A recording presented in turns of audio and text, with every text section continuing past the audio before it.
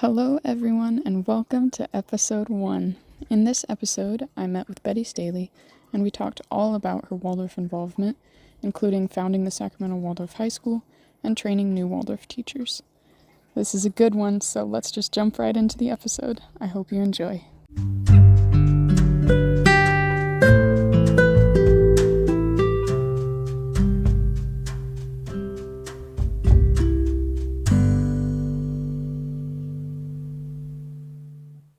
How did you discover Waldorf education, and why did you choose it? All right. So I was at university in New York City. I was at City College of New York. And I had always been interested in children. And a professor of mine one day he brought some main lesson books from a 7th grade from the Rudolf Steiner School in New York. And I just looked at that and I thought, that's what I would like to do. And I also took some education classes, did not feel very excited about them.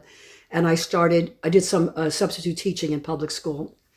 And I remember one of the older teachers saying to me, just keep them busy, just keep them busy. And I thought, that's not what education is about. And so after I looked at these 7th grade main lesson books, I asked him more questions, and he told me about the Waldorf School and how it began for factory workers' children. And that really interested me. I came from a poor family. And so I was very interested in that, and continued on with my college education and continued being friends with him.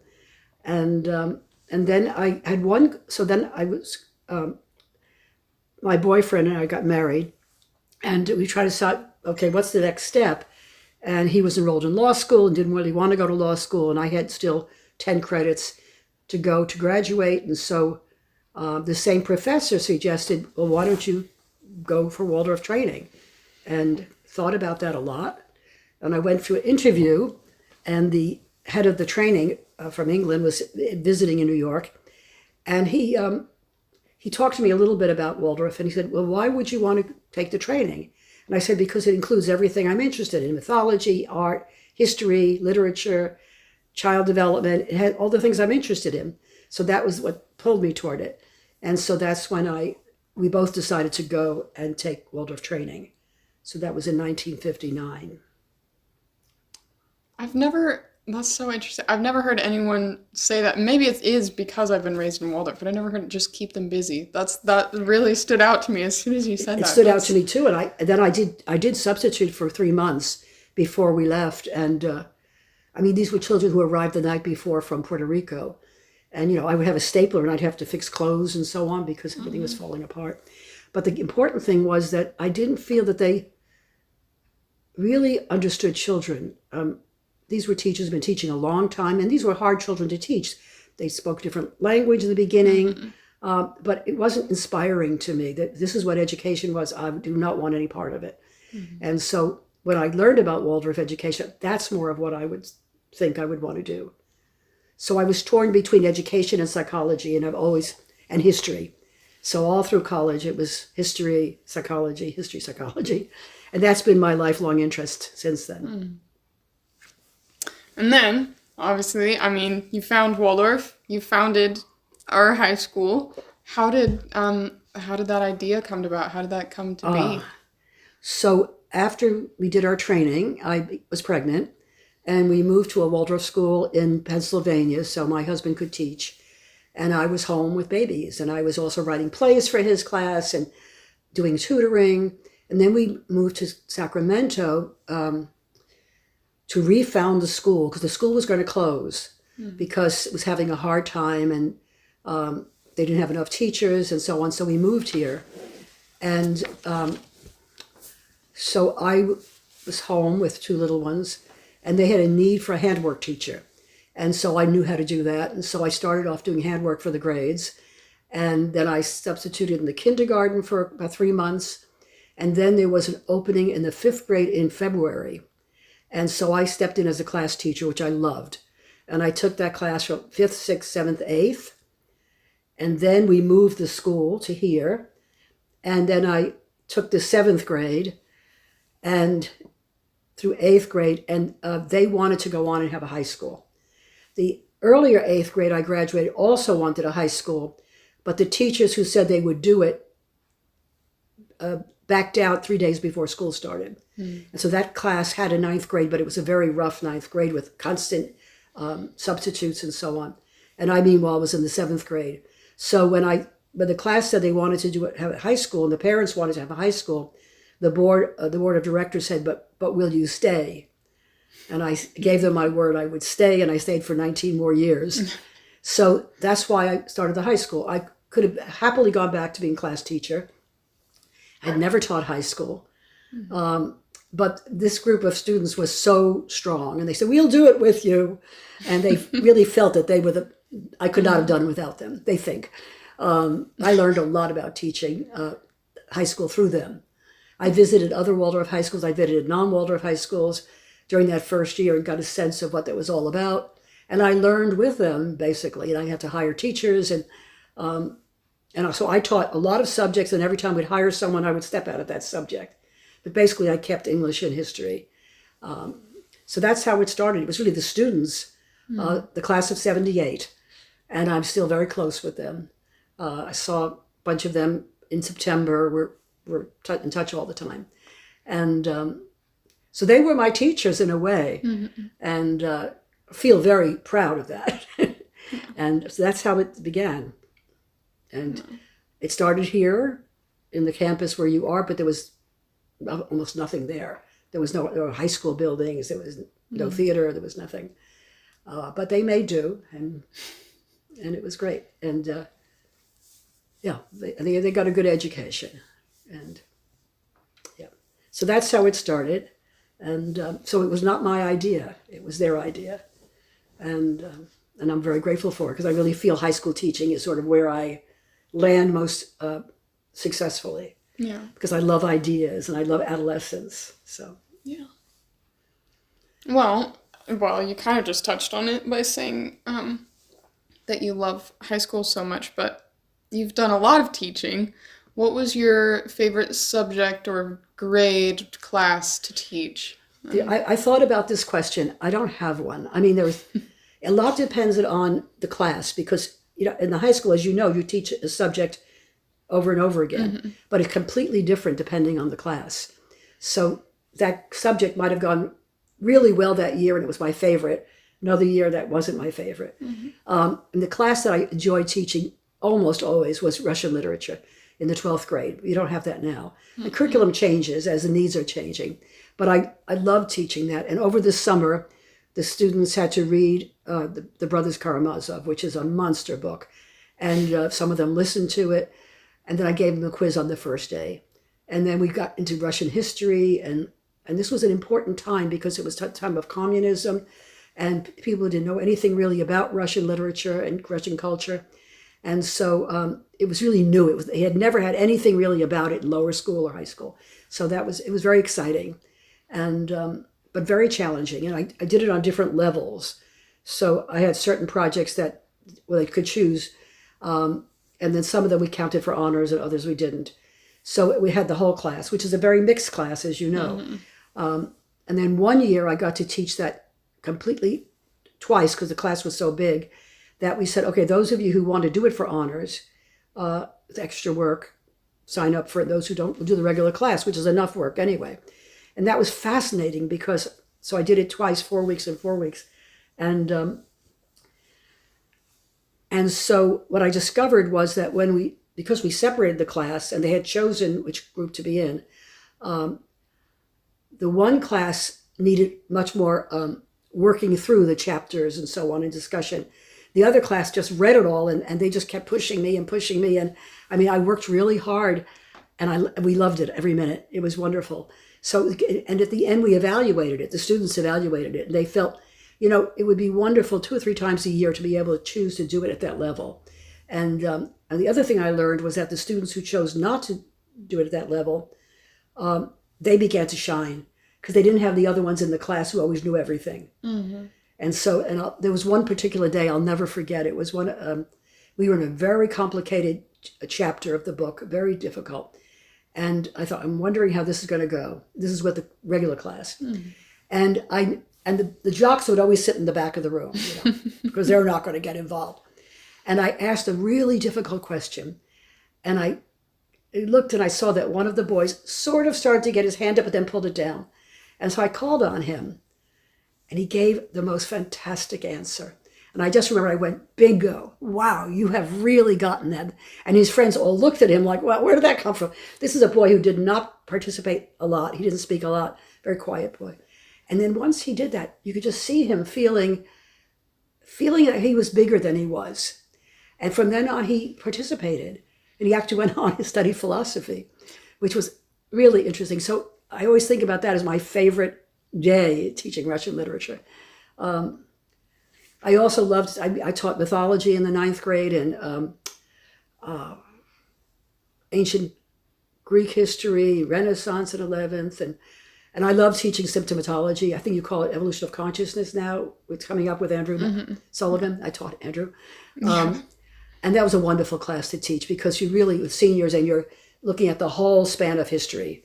And so that's exciting. They all are. I mean, they're wonderful classes. I love teaching Grapes of Wrath in 10th grade track class because that had to do with California and it had to do with economics and so on. So I don't have one. Yeah. But it's like you've got them all as favorites for good reasons. For good reasons at different times. Yeah. At different times. And high school teaching is not easy. I mean, it's No. I can picture all the mistakes I made, and the times it didn't go well and and of course the times that did go well as well. But as a teacher, you look at the mistakes because that's where you learn from. Yeah. And then you've done other teaching as well, right? You've helped train. Yeah, so I left the school in 1992. My husband and I took a year off and traveled throughout Europe and helped to bring Waldorf education there to certain Eastern European countries. And then came back and I went to Rudolf Steiner College then and taught in all the programs, but I started the high school training. And so that was really important because it's very different. High school teachers like to question. They like to, they don't just take anything that you talk about. They want to argue it and so on. And so it was always very challenging and very interesting. So I've had several of your teachers in that program, quite a few of them. That leads to the whole question of what is high school Waldorf training. Yeah.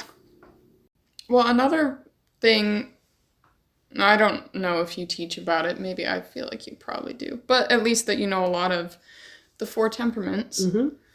What are those? 4 temperaments were actually discussed by the Greeks.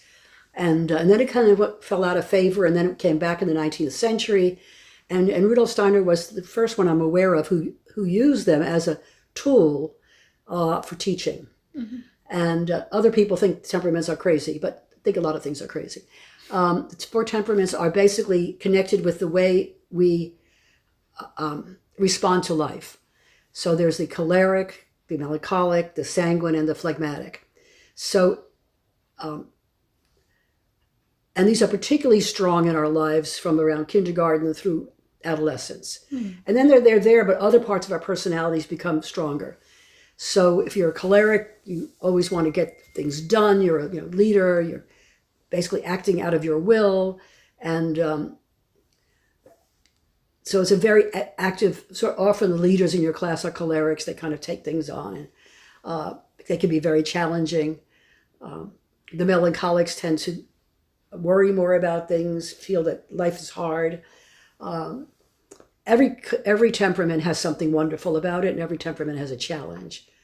And then, so the melancholics tend to hang back a little bit, but they're very more empathic. And then you have your sanguines who are interested in everything, and they're all over the place, and they're like butterflies, and but they can't remember where they put anything, but they're very social. And then you have your phlegmatics who are steady, usually quiet, often a good sense of humor, but they're slow, and they're slow to remember things. But usually when they do remember something, they don't forget it. But there's a kind of steady quietness about them. So it's helpful for a teacher because not that it is everything, but it's one way of saying, how can I help this child learn best? And so when you recognize that your child is more melancholic, it's not going to help to push that kid into challenge them in a sort of aggressive way, they're very sensitive. So it's more, you put your arm on their shoulder and you sympathize with them, with what they're doing, and you begin to see how they're interested in details, and they're the ones who care about a person who's sick. And so you begin to see the beauty of that temperament. And we all have all four. But one is usually dominant, one or two usually dominant during childhood. You also realize if you've got a choleric student, they're going to challenge you. They're going to make sure that you recognize them for their leadership. And if you don't understand them, they will roll over your class. So you have to understand that. And your phlegmatics, who tend to look as if they're sleeping all the time, when they do wake up, they remember a lot. But they're your steady, often very friendly kids with a sense of humor, but hard to get them going. And so you have to just keep working with them. Because once they start, they won't stop. But it's hard to get them going, and that's really difficult, very frustrating for parents. So, and your sanguines are just your little flibbity-jips. They're all over the place, and they're always your best friend, and they're really fun, but, they need, it helps if you can break the assignments down into smaller segments. Otherwise, they'll forget to do it, and then it helps them gain confidence. So those are helpful tools. And all of us as adults also are working with our temperaments. If you look at your teachers, you can probably figure out, which ones are which. And but that's only one part of a very complicated personality that we all have. So have you learned about the temperaments in school? Not in school, no. I know a little bit mother? about it. Yes, from Mom, and then I believe my middle school teacher talked a bit about them in passing, but I didn't get to learn about them. Yeah, I've written a book called Soul Weaving, and it goes into, from the adult point of view, temperaments and other aspects as well. Yeah. Well, that brings me to my next point, which is if me or any listeners wanted to learn more about temperaments or Waldorf or anything really that we've talked about today, are there any books or anything that you would recommend? Well, there are lots of books. I've written 8 books. Yeah. And so, for example, the temperaments and soul attitudes, other aspects of personality, I've written that book called Soul Weaving. And then I've written a book called Tapestry, which takes you through biography, your own biography, and how to work with your own biography. And then I've written a book on middle school that came out about 4 years ago called Tending the Spark. And that's a very important book because children in middle school are maturing earlier physically and than they were in past times. And that's created a lot of challenges for the children and also for parents and teachers to know how to deal with that early puberty, especially with the girls. And then I've written a book for adolescents called Between Form and Freedom, and I've done the 3rd edition, which came out last year, which brought it up to date. And I just written my first children's book, and so that just came out a few weeks ago. Awesome. So that's not about children, it is a book for children, for 2 to 6-year-olds. So that's been really fun. Good. So, but there are many, many books on Waldorf education from many teachers, and you kind of dip in and find out which style you like or what you find most helpful. And of course, you've had the living experience, which is quite wonderful. And so you have a different perspective coming from that. I did find in Waldorf training that when I had a Waldorf graduate, they thought they knew everything. And there's so much behind it that they don't know. And they go, oh, that's why. So it's a different perspective. Yeah. My last question. Well, I'll go back to one of your other questions. Okay. I think is a very important one. How's it different to train Waldorf teachers? Oh, yeah. I think that is really, and I've had that experience of both. And I've also trained, because I've trained also Waldorf teachers for the public school, for the private school, for homeschooling, grade school, and high school. And then I've worked with teachers who have no connection with Waldorf at all. And that's really interesting. And also when I've gone to seminars or to workshops with mainstream teachers who are not Waldorf, the focus is always on the content and then and the testing to find out if the content is there. Almost never about what stage of development is the child in.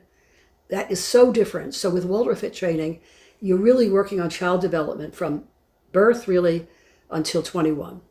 And that's so important. And how is the child different at 8 years old or at 11 years old? So what kind of development is going on? And then you find the individual child within that development. That is not something that's even taught in mainstream. They may have had one course on psychology, but it's taken from a very almost materialistic point of view. Whereas in Waldorf training, you're looking at the whole picture. So you're looking really at who is this child? Where does the child come from? What is their background personally, family? What is that child's gifts? Who's this child becoming? So it's just always these questions that you just hold inside yourself, but you're observing. And this bigger picture of what life is all about. So there's a much bigger picture about what's happening in history, what's happening in geography in a particular place. You're looking at the soul. I think that is the key difference, is you're interested in the soul of the human being. So the physical part of the child, the soul of the child, and then also the fact that there's a spiritual aspect. You would never discuss that in a mainstream class. So you do it, and you can use the vocabulary that is, if you're teaching students teachers who are not involved in Waldorf, not interested in Waldorf, then you just find other words. So instead of spiritual, you might use the word moral. So I also started up at Steiner College, I started something called the Public School Institute. And that was a 2-week introduction to Waldorf education. And that's where I would use other vocabulary that was more familiar. And then they went through each grade as if they were the child. And it was a wonderful 2 weeks experience. And then I helped to develop that with teenagers who were in trouble with the law, who were in juvenile hall. And we did a program up in Marysville for 10 years, working with those students. So I had to do the training of those teachers, and I had to focus it on what they were dealing with. So you're always looking at who are the people I'm talking to, how can I reach them, what do we have in common? And so there's definitely a difference, there's no question. There are certain assumptions you have when you're training, and training isn't a good word, educating the Waldorf teacher to become. And you're really working much more with the arts, because the art subjects have to do with the inner life of the teacher, and also to understand how the child will learn better if you approach things through the arts. So that's a very big difference. That would never come into training elementary school teachers. I mean, only if you were a specialist and maybe you did your drawing, or you were the music teacher in a school. But otherwise, those teachers would never do anything artistic. I mean, all my years in public school, I know I did one art project. Aside from a 7th grade art class we all had, which I loved. And then one time I did a drawing for a cover of a report on Roger Williams. That's it for 12 years, And I can't even imagine those of you, or my own children, who have gone through Waldorf. Of course, think of all those artistic subjects, and each one is developing something in you that you have for the rest of your life. And that's an enormous difference. So the two big things I would say are child development and the arts. And then the third is your own role as a teacher and as a human being, and what you're working on inwardly to develop yourself. That's a very important part. Again, that doesn't really come into regular mainstream teaching. You might bring it up, you might talk about mindfulness, because teaching is so stressful. Whereas with Waldorf education, you would be dealing with exercises and different aspects of spiritual life. Always knowing that every person will choose whatever they want to choose because they're free. So those are probably the three big differences: child development, the arts, and the inner development of the teacher. The arts is huge. I think about it sometimes, but it blows my mind every single time because, I have friends who weren't in Waldorf their entire life or never went at all.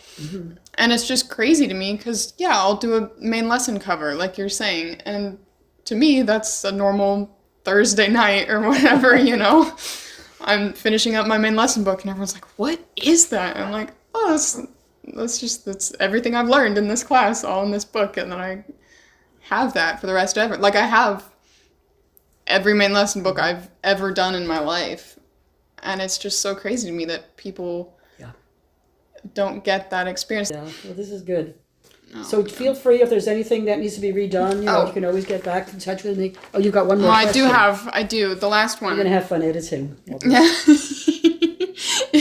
I'll get to listen back through it. It'll be fine. Last question. Do you have any advice for me and any young adults as we graduate high school and go out into the world?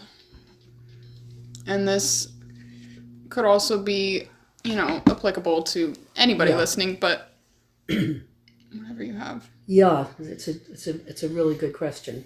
Well, first of all, I think your generation is very different from past generations. I think you've had different experiences. You're also living in a very, very dynamic time where things are unknown, changing.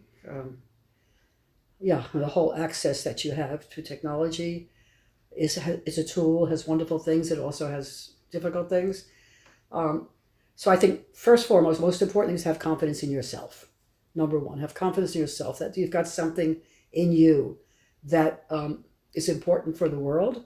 And there will be challenges, and you'll make mistakes, and that's where you learn. Mm-hmm.